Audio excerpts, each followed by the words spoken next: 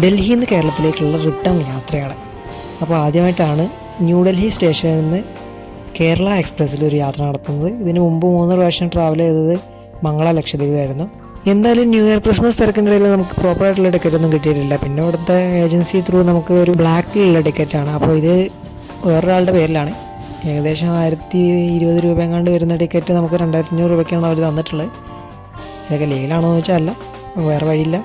പിന്നെ അഥവാ പിടിച്ചാൽ ഒരു സേഫ്റ്റിക്ക് വേണ്ടി ഞാനൊരു ലോക്കൽ ടിക്കറ്റും കൂടെ എടുത്തിട്ടുണ്ട്. അത്യാവശ്യ ഘട്ടത്തിൽ ഇങ്ങനെയൊക്കെ തന്നെ വരേണ്ടി വരും. നമുക്ക് സീറ്റൊക്കെ കിട്ടി വരണമെങ്കിൽ ജനറലിൽ നിന്ന് യാത്ര ചെയ്യുക എന്ന് പറയുന്നത് നടക്കുന്ന കാര്യമല്ല.